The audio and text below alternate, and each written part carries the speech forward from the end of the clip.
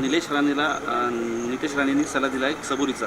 काय सांगाल हे वक्तव्य असं करून पुन्हा जर सबुरीचा सल्ला भेटत असेल तर बुवा राजकारण कोणत्या लेवलला चाललंय?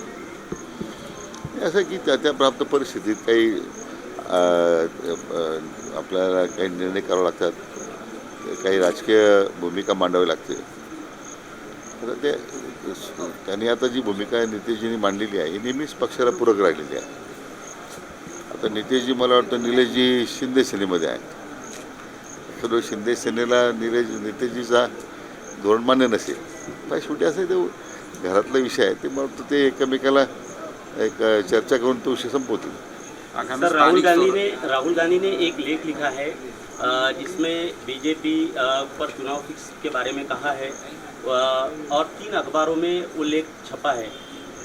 मैंने कल ही उसका जवाब दिया है कि राहुल गांधी ज़्यादातर तौर पे विदेश में रहते, देश में क्या चल रहा है कि उनको मालूम नहीं है.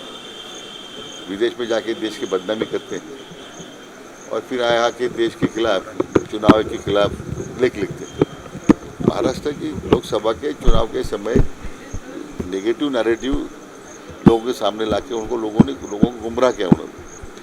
लेकिन उन लोगों ने उस जो भूल की थी उसको दुरुस्त करके विधानसभा के चुनाव में बड़े बहुमत से युति को उन्होंने चुनाव में सरकार में लाया.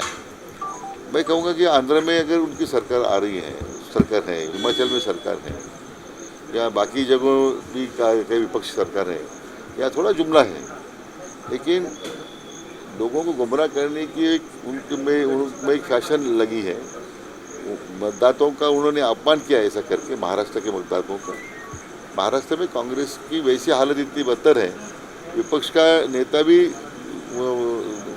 चुने जाने के लिए उनके पास संख्या नहीं है. मैं समझता हूँ कि राहुल गांधी ने भी ऐसी टिकट टिप्पणी छोड़ देना चाहिए. दो टर्म लोकसभा में 40 के ऊपर बहुमत उनको 40 के ऊपर मेंबर ऑफ पार्लियामेंट चुन के नहीं ला पाए.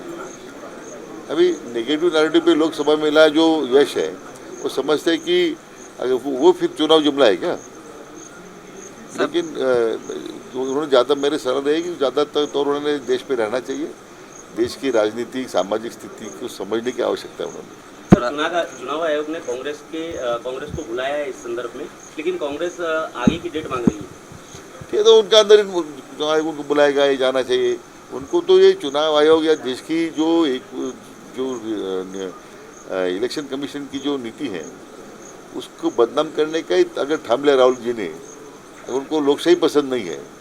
मैं ये कह रहा कि विदेश में जाके देश के बदनामी करने में जितना समझ आता है, इसके पश्चात देश में रह के देश की स्थिती समझना उनको जरूरी है.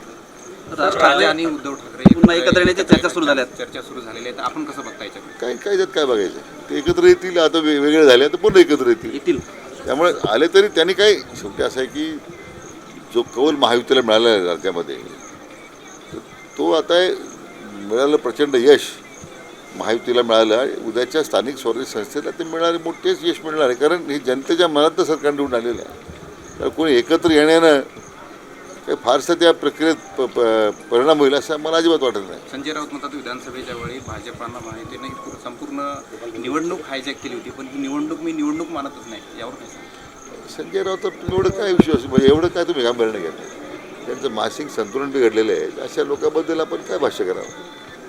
सर, जिन 3 अखबारों में कल राहुल गांधी का लेख छपा था, उन्हीं 3 अखबारों में देवेंद्र फडणवीस सीएम का भी लेख छपा था. आज हमारे नेता देवेंद्र जी ने आज स्पष्ट रूप में लेख में जो भूमिका दी है वो काफ़ी है. राहुल गांधी को उसमें जो आरोप उन्होंने लगाए हैं उसमें उसकी पूरी मेरे ख्याल से मराठी में होते खड़पट्टी की है देवेंद्र जी ने उनकी. तो अच्छा है कि एक अच्छा लेख दिया है. लोगों को भी एक दूसरी बाजू समझ में आ रही है.